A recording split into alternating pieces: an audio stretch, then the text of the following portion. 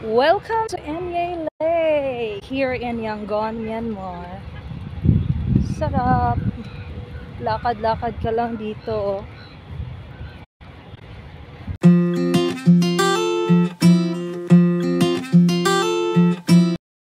Pupunta nga pa ako sa Enya Lake ngayon. So, galing pa ako sa hotel. So, yun. So, papunta na ako ngayon. Dito nga pala yun sa Yangon. So, I don't know kung how many minutes. Mga 10 minutes lang pala, malapit lang. So, see you there. Ito nga pala yung Yangon downtown sa Yangon.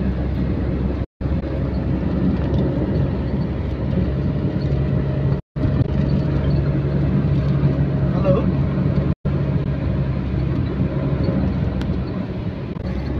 Tingnan nyo yung mga buildings nila. It's mga luma, and then it's during the colonization times sa mga British.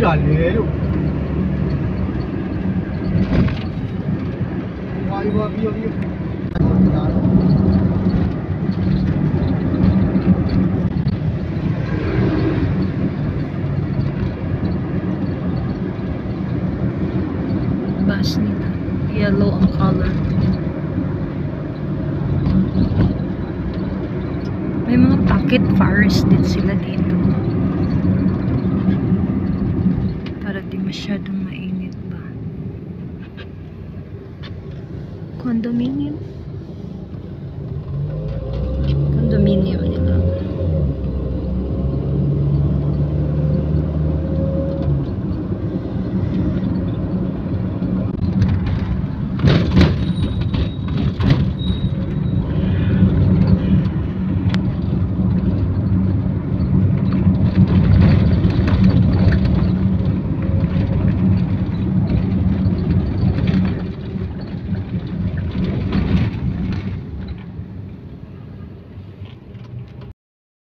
Shops nga pala dito. Pagkain.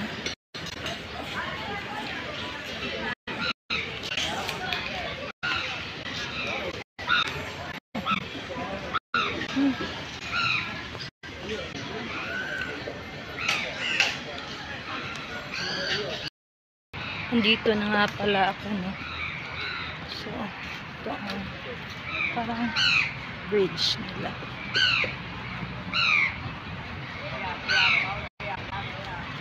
So, ito nga pala yung lake.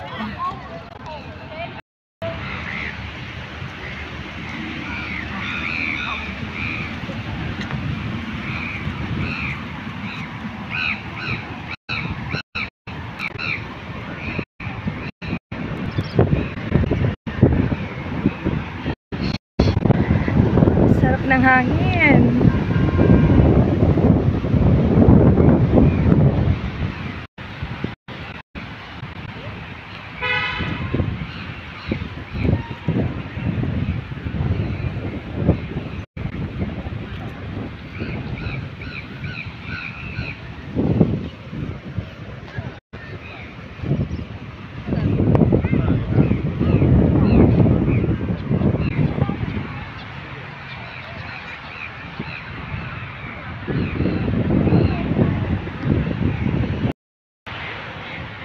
So usually mga lake lang sila dito, no? Kasi yung dagat nila Napa, I've been there sa Napalay. Mga 24 hours yata yun by bus. So kaya may marami silang mga man-made na lake dito. Kasi para pagkukunan nila siguro ng tubig. So yung mga isda din nila dito is more on fresh water. Yung mga nasa dagat, hindi masyadong, meron pero konti lang talaga at saka mas mahal. So, kasi ang layo ng dagat eh. Di pareho nang sa Pilipinas na nalilibutan tayo ng tubig, di ba? Pero dito, ano talaga, gusto talaga yung mga tao dito, gusto nila yung dagat kasi malayo sila sa dagat. So dito sa kabilang bandang to, may park, no? Ito ang park, so maraming mga tao dito, marami ding pamilya nagde-date. So ganda lang.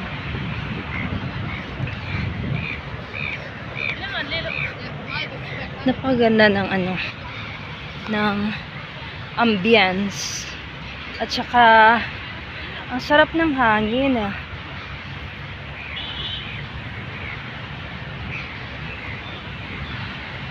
Wow, parang may mga isda din.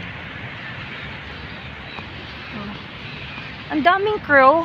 Hi crow, daming crow dito. Hi crow, hi. Pwede kang maglibot dito, lakad-lakad, no? Sarap yata dito. Sarap dito. So, dapat mga hapon na talaga or morning ka dito kasi ang init. Oh my God, I miss the Philippines. Parang ganito yung sea breeze. Ang sarap. Sarap ng hangin. Diyos ko, parang uulan yata. Tingnan nyo yung clouds. Oh. Parang parang uulan yata. Hi, crow. Sarap. My gosh. Sarap ng hangin.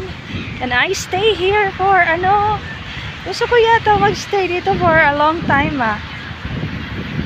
May dito. Ano kaya to? Kakatapos lang pala ng Tinjan Festival nila, no? Yun bang water festival? Nasa anuhan ako nung naglalakad ako. Nasa ba yun nasa buyan ba yan? Nasa buyan ng tubig. Nababasa ako. Hindi naman pwedeng magagalit ka kasi may festival. We love Yangon.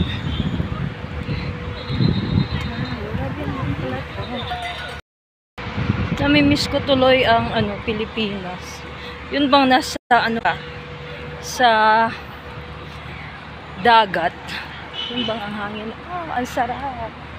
Fresh air. Sarap dito lakad-lakad. Tingnan niyo. Sarap. Yun ang lake. Maraming maninda. Titinda dito, ang daming crow. Sarap lang. Maglalakad ka. Parang sa British time pa yata. Parang ginawa.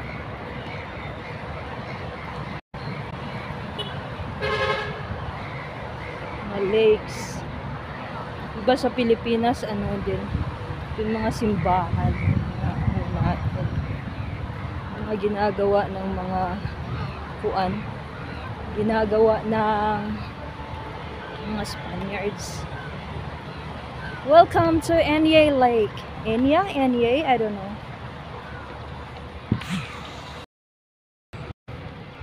Welcome to Enya Lake here in Yangon, Myanmar. Sarap. Lakad-lakad ka lang dito. Sarap ng hangin.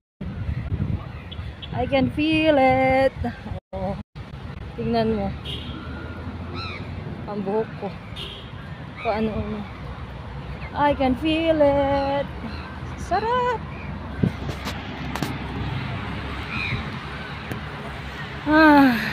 Sarap mamasyal dito. I'm on the other side. Ewan ko lang sa the other side. Ano na ba yung sa other side? Yeah.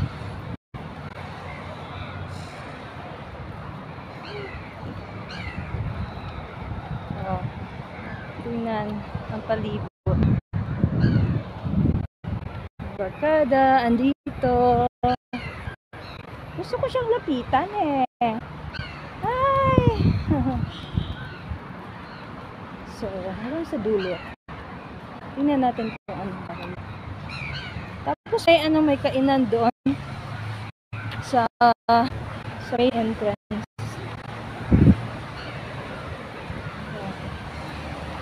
Sarap. Ay, Diyos ko, ang clouds. Oh, napaka, parang uulan yata. For the past few days, parang, yung panahon, hindi maganda. For the past few days, ulan ang ulan dito. Kasi, hindi naman masyadong umuulan dito.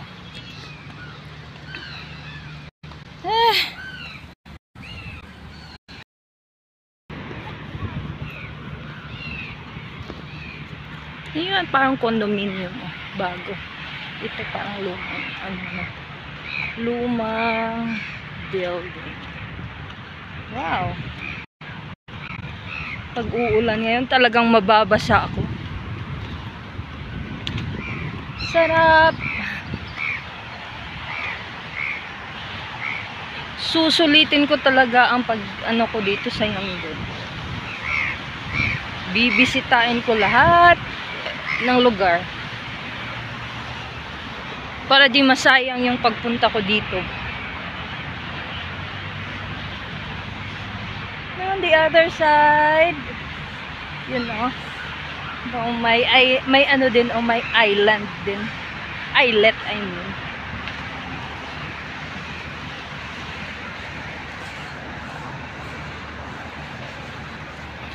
Yangon is a nice city. Pinakamalaking city siya dito sa Myanmar. And maraming establishments. Iba kasi sila dito pag let's say na-establish na nila yung isang lugar, then they will transfer the capital to another city para naman at least ma-develop yung city na yon. So, let's say, na-develop na yung Yangon.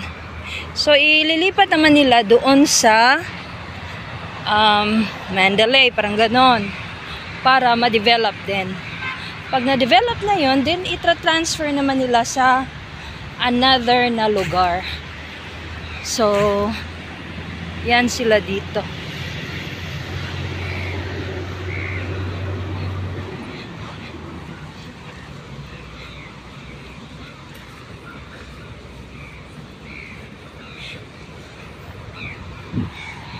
Tsaka din rin sila dito, may mga parang exercise na pangkuan ba sa mga lugar-lugar, mga park, kita niyo yan. Pwede ka makapag-exercise kahit sa daan, meron sila mga daan.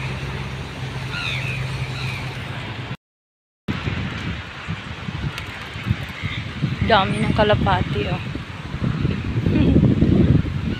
si kuya nag-aano ng mga kalapati, nagfi-feed ng mga kalapati. Dami nila.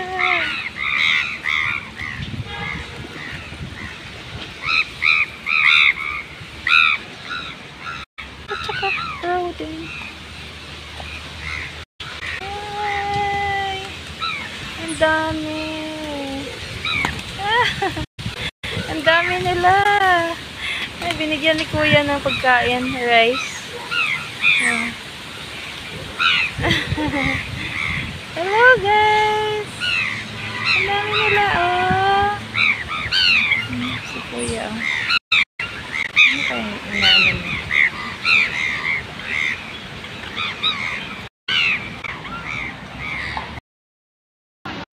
Lalabas na ako kasi parang uulan na. Uuwi na ako. Ito yung entrance. Maraming mga kainan. Pero ang panahon parang hindi maganda. So, kailangan ko nang bumalik sa aking hotel. Thank you guys for watching.